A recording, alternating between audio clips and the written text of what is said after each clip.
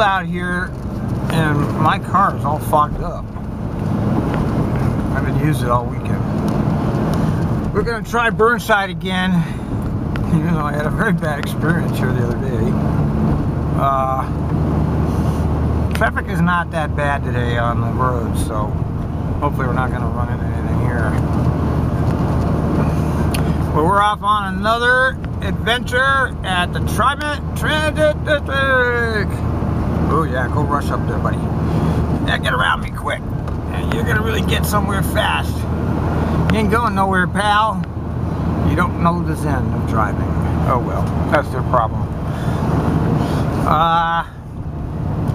Well, today's the first day of my brand new job description, really. I mean, I don't have my meeting till tomorrow, but as of now, the TriMet rules and regulations become the priority for my operations. It's no longer, you know, see, my big mistake here in this situation is that I give the customers what they need. I don't pay attention to the TriMet rules. I'll admit it. I don't. I completely throw them out the window because the rules are ridiculous. You know, there's the reality and then there's the rules. My job out here when I'm behind the wheel is to get those people home or take them downtown and do it as quickly as possible, because transit riders want one thing. They want to get where they're going. They want you to pick them up on time, and they want you to get them where they're going. They don't need you messing around. Okay, but TriMet has now informed me that I am not following the precision rules. And I'm not, I admit it. And yeah, it's quite possible that there's these trips that I didn't call the stops. And I'll tell you how it's possible. Because there's quite a few instances on a 58 where I actually know where everybody's going. I know all the riders. So why bother calling the stop? They don't even have to pull the bell. I stop.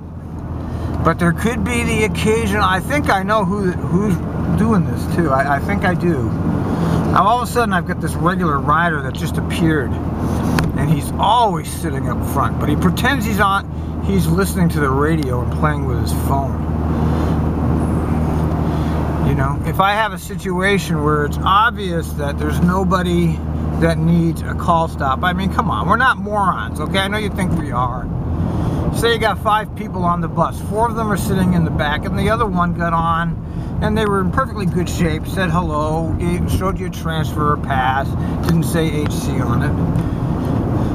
Why would I presume that they need me to call their stop, or that they would be incapable of asking me for a stop? I wouldn't, because, you know, I know this is the nanny state, and the nanny state has to, you know, and we're agents of the nanny state, we have to take care of people even though they don't need it. This part of the ADA is absolutely ridiculous. You know, I can understand some of that when you're downtown on the transit mall, but out here on the west side, I know my people, and I know that they don't need that, so I don't bother with it most. I mean, I do it because I know I'm supposed to, but when I have people on the bus and I know everybody, I don't do it. That is true, because I know who they are, I know where they're going. But we've got this Stalinist company here who doesn't care that you actually don't care about the disabled. They care about making us into Pavlovian dogs, and they're doing that by fear of these anonymous spies, and it's so despicable. You know, I can understand investigating a ADA person who calls in and says, I can't see where I'm going. Will you please call this? That makes sense, but to just be out here randomly looking to see if we're calling them for no reason at all, even if there's one person on the bus and that one person's a spy, you'll still get written up. It's so unethical. It's so low. It's so despicable. It's just horrible. It's just horrible. But look at that, a bicyclist. At least it wasn't him when he's raiding. But at least they've made it clear to me that the rules are #1 here. So I have to reorganize my thoughts. Okay, the first thing is to follow the rules exactly. No more messing around with trying to get people as fast as possible. I'll follow the rules exactly. And I will not use that microphone when the bus is in motion. I will not use your stinking piece of crap microphone when the bus is in motion. It's a safety hazard. It's a physical hazard to our teeth. It's dangerous. I will not do it. But I will pull over the bus at the stops that are outlined in the ridiculous. I guess I have to do it at every zone boundary and like every single stop downtown, whether there's somebody standing there or not. Whatever, man. You want me to be a barking dog, that you'll get the barking dog. Of course, that will be the end of my breaks, and that will be the end of schedules too, because now I'll be busy pulling over and calling stops rather than actually driving the bus. And you know, I don't really know what to do when it's like really, really bad weather, and I just can't do it. I guess I'll have to call in or something and notify dispatch that I can't see where I'm going, so I can't call the stop. Should you relieve me? I mean, I don't really know what to do. They are having me under extreme pressure here. I don't know. I mean, of course, the people that are going to pay for this are the riders, because they'll be standing out there longer, waiting for me to show up. Look at this. There's nobody coming. It's right turn on red. Does he move? No. Unbelievable. And they're not going to be picked up. And I feel bad for the riders, because they're the ones that pay for this lunacy, okay? And you know, I'm so conscious of making sure a disabled person gets what he wants always.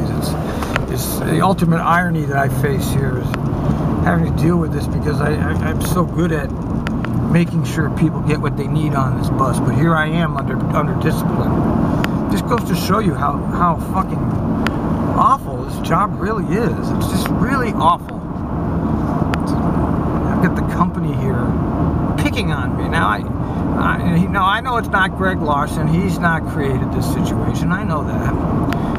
But there's a lot of people above him that would love to see me out of here. And I have no doubt that they've instructed somebody to keep an eye on me.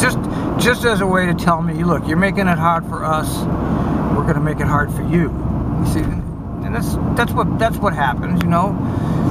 It's like, okay, you want to be putting us in stress. Well, we're going to put you in stress too. It's okay. I can play your game. I'll play ball with you. You know, I can do your job by the rules. But you know, that destroys the schedule. But one thing it does is create a completely safe environment. Of course, people aren't going to get where they're going to in a timely manner, but that's just the way it's going to have to be. I don't really have any choice, do I? I have to do what I have to do. I don't trust anybody anymore. I don't trust this company. I don't trust what they're doing to us. I don't feel like getting fired over this nonsense right now. So I'm going to follow their rules exactly by the rules. And you watch what happens to my schedule when I follow the rules exactly as they have them written. There is going to be no more schedule. It's gone. It's such a shame to see it happen for nothing. Because they want a barking dog. It's more important for them to get somebody who barks than somebody who thinks. Actually, thinking is the enemy of TriMet. They don't want. That's one of the reasons I think they hire such stupid people here, so they can completely control them. You know, they need to hire only vets, because vets have been broken already. They don't have. They can take this kind of abuse because they're used to it. You know, they've been broken. You hire these vets. They think they're getting a good deal. They'll spend their whole life here. I think it's a good job even. They'll go, oh, this is the best. I can't tell you how many times I've heard, this is the best job I've ever had. And that just amazes me, really. It's just amazing. You mean you haven't had any real jobs that have actually rewarded you for you instead of just making you... This is just nothing but a machine operator here. You know? I don't know. It's very sad. It's sad, but I'm willing to go with it. I'm willing to give it their way. I don't actually know where the zone boundaries are. I thought 87th was the zone boundary, but it's not. It surprises me. I have to figure that out. I don't even know where the hell they are.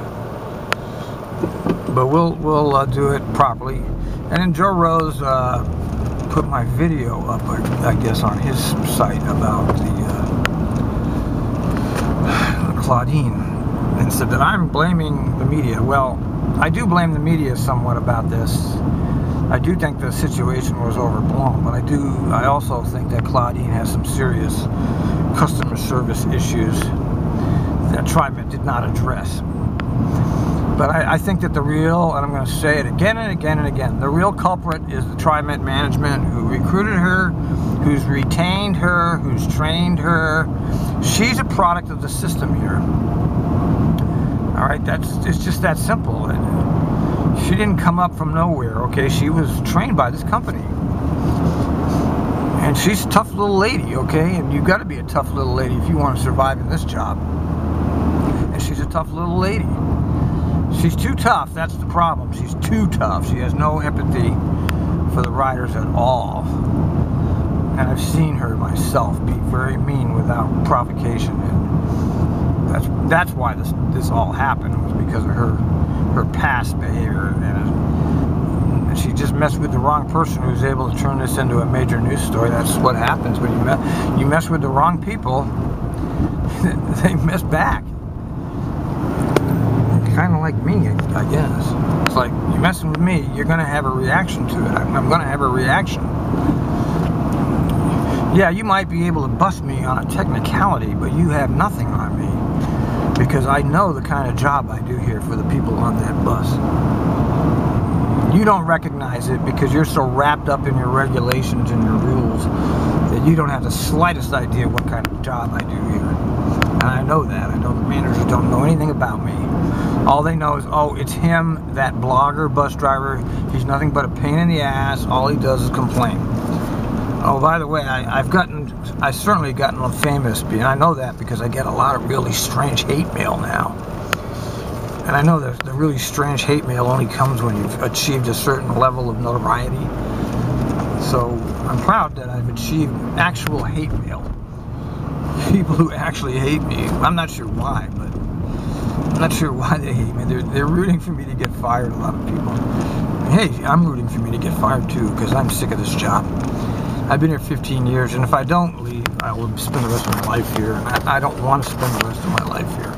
Oh, but you'll never get another job. Well, I'm not going to worry about that. I've got other resources I can tap into. I'm not going to live my life in fear. Like, I have no debts. I have no commitments. I've got money in the bank, and I'll have a small retirement check even when I do go. So I have no reason to fear going. Well, what the hell's that? Oh, that's a dog.